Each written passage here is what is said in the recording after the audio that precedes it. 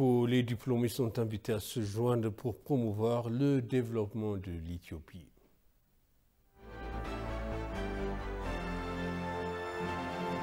La ministre éthiopienne de la Planification et du Développement, Souma Safa, a rencontré le vice-secrétaire général des chers téléspectateurs sur EBCC et Moazala Lamorkana avec le journal. La présidente Sahle-Work Zewde a appelé les diplômés à travailler dur pour élever l'Éthiopie à un plus haut niveau de développement. Cette remarque a été faite lors de l'université d'Addis Abeba, a diplômé plus de 5000 étudiants pour la 73e fois. Nous présentons les détails. L'université d'Addis Abeba a diplômé plus de 5000 stagiaires post-universitaires et sous-diplômés dans divers domaines d'études.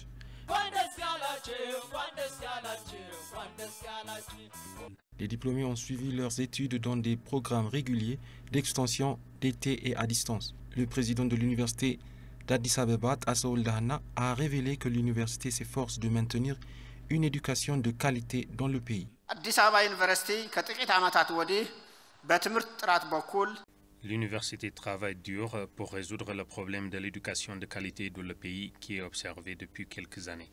Surtout en post-universitaire, l'université n'accepte que ceux qui font la promotion de l'examen d'entrée. L'examen n'est pas seulement standardisé et mesure clairement l'attitude, les compétences et les connaissances d'un étudiant post-universitaire, mais également le contenu du département que les étudiants apprendront. L'invité d'honneur de la cérémonie de remise des diplômes, la présidente Sahle-Work Zewde, a pour sa part déclaré que les diplômés doivent coopérer pour construire une Éthiopie meilleure.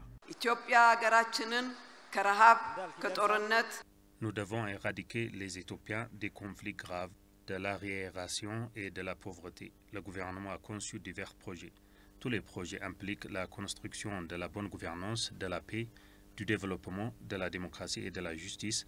C'est pourquoi nous devons travailler ensemble pour assurer le succès de toutes ces initiatives.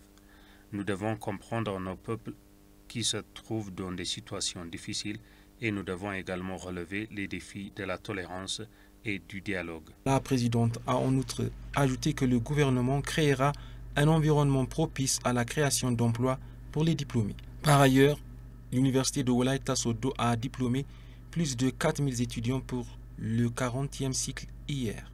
Les diplômés ont fréquenté divers domaines au premier, deuxième et troisième degré dans des programmes réguliers et continus.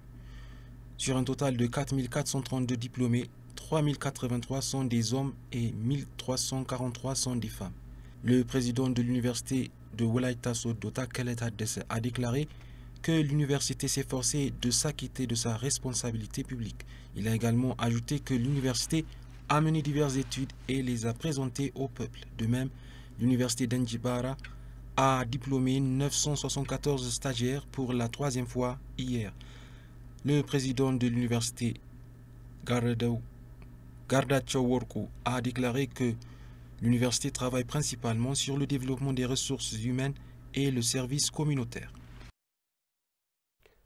Le programme alimentaire mondial a annoncé qu'il avait évité le risque des famines en fournissant des céréales alimentaires à des millions de personnes dans la région de Tigray. Adrian Van Kerknap, directeur du bureau éthiopien de l'organisation nord de l'Éthiopie, a relaté à BBC Focus on Africa que le programme alimentaire mondial a livré des céréales à des millions de personnes alors que le gouvernement a décidé de mettre fin au conflit pour faciliter l'acheminement de l'aide humanitaire. L'AMP a souligné qu'après la décision de mettre fin au conflit, l'approvisionnement alimentaire s'est poursuivi en continu, ajoutant que jusqu'à présent, 4000 véhicules ont transporté des céréales dans la région de Tigray.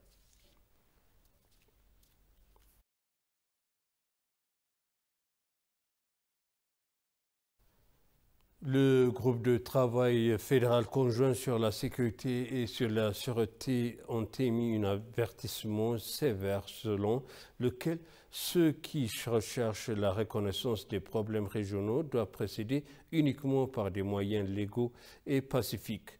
Le gouvernement s'est efforcé de résoudre les conflits régionaux dans la région des nations, nationalités et peuples du Sud à plusieurs reprises par des moyens légaux. Le communiqué indique que le groupe de travail conjoint à observer de certains partis se prépare à créer la violence et le chaos ouvert des reconnaissances régionales, ajoutant que des actions en justice appropriées seront prises si de telles violations de loi se poursuivent.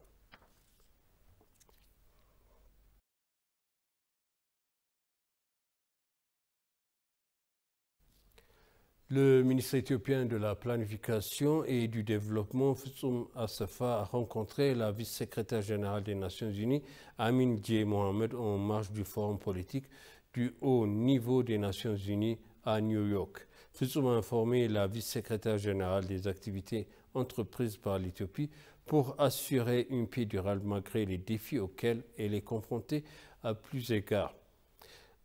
Appréciant les efforts déployés par l'Éthiopie pour atteindre des objectifs de développement durable, Amin J. Mohamed a également promis de soutenir le contenu de l'ONU à l'Éthiopie pour assurer une paix et un développement durable dans le pays.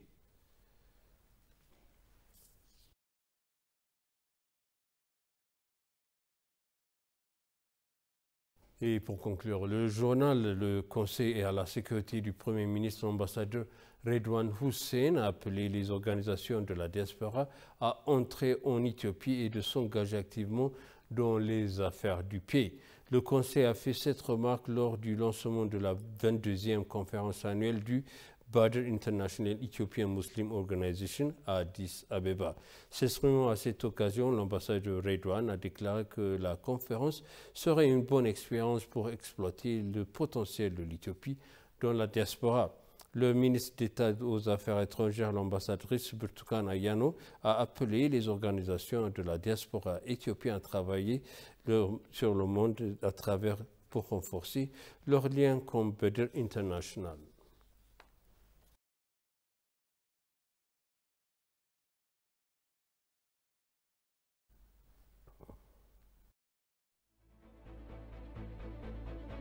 Principaux, les diplômés sont invités à se joindre pour promouvoir le développement d'Éthiopie.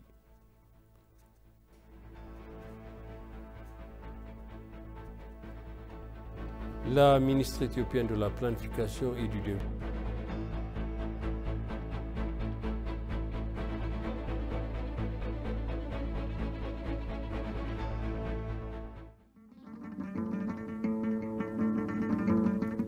La région Afar et l'Ertalé.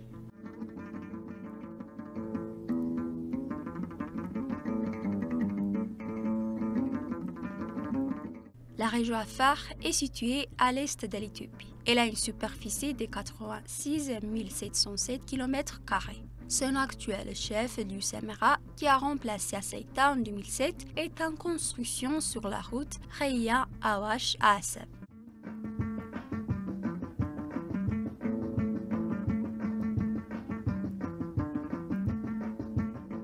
Géologiquement, l'Afar est une zone de dépression appelée dépression de l'Afar, dont l'altitude descend jusqu'à 174 mètres sous le niveau de la mer.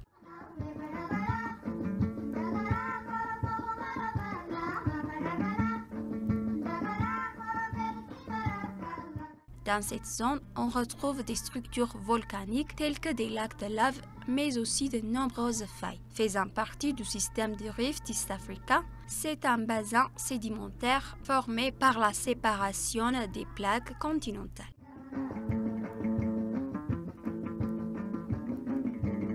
La dépression d'Afar est également l'une des régions les plus productives en fossiles au monde.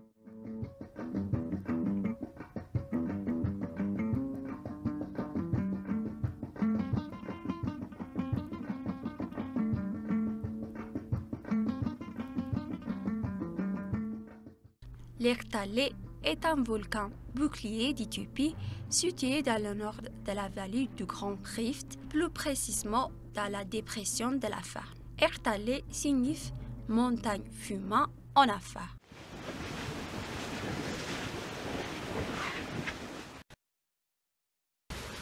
L'Ertalé est un volcan bouclier basaltique isolé et le volcan le plus actif d'Éthiopie. Ce large édifice de 50 km de large s'élève à plus de 600 mètres au-dessus de la dépression stérile de Dankal, qui se trouve elle-même jusqu'à 155 mètres sous le niveau de la mer.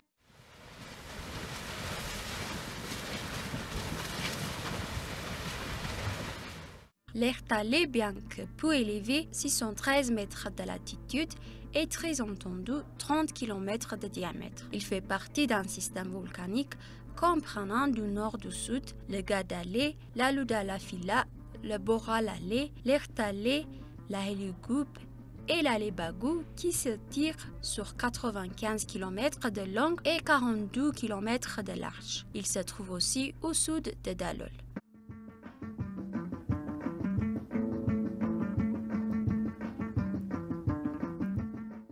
L'Ertalé possède à son sommet une caldeira de 1600 mètres de long sur 600 mètres de large orientée nord-sud. Dans la caldeira se trouvent deux cratères en forme de butte circulaire et aux parois verticales. Seule l'activité volcanique des lacs de lave se loge dans ces cratères et disparaît ou déborde temporairement.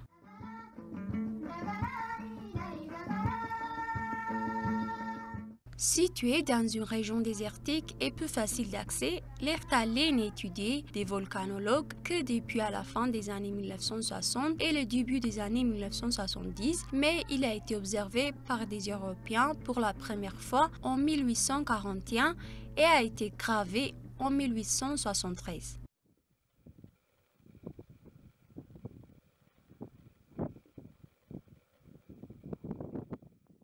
En 1968, une première expédition franco-italienne de volcanologues parvint au sommet de l'Ertalé. Dans le cratère nord, un lac de 100 mètres de diamètre est très actif. Dans le cratère central, un lac de 65 mètres de diamètre est moins actif, les deux étant situés à une profondeur de 165 mètres et étant vraisemblablement actifs depuis au moins 1906.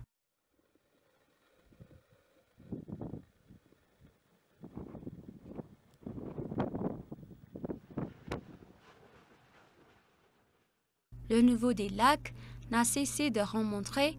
En 1971, il n'était qu'à une dizaine de mètres du bord des cratères et avait à peu près le même diamètre. Et en 1972, ils ont débordé en noyant le plancher de la caldeira sous des cuillers des laves. La situation durera jusqu'en 1974.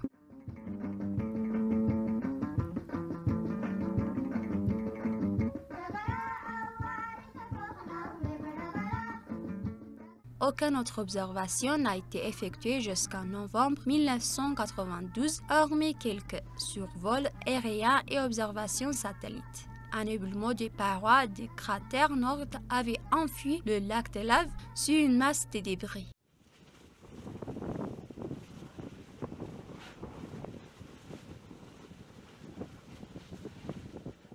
Le lac mesure alors 80 par 100 mètres, selon à une profondeur de 80 mètres et émettent régulièrement des fontaines de lave de 5 à 10 mètres d'eau. Depuis cette date, le volcan est régulièrement visité. L'observation du lac de lave montre des fréquents changements de niveau et d'activité.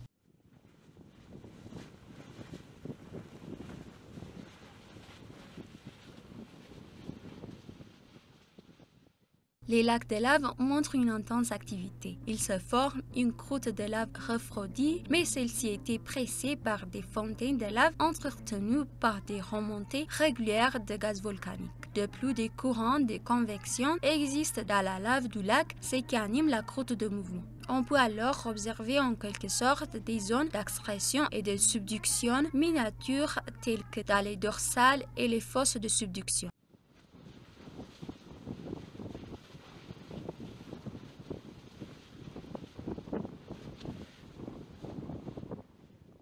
Après une courte période où le lac est figé, l'éruption est repartie. Le lac de lave du cratère du sud-est est de nouveau présent. Son niveau varie d'un mois à l'autre. Lorsqu'il s'apaise, il laisse de terrasses de basalte figées. Elles seront recouvertes quelques mois plus tard lorsque le lac remonte.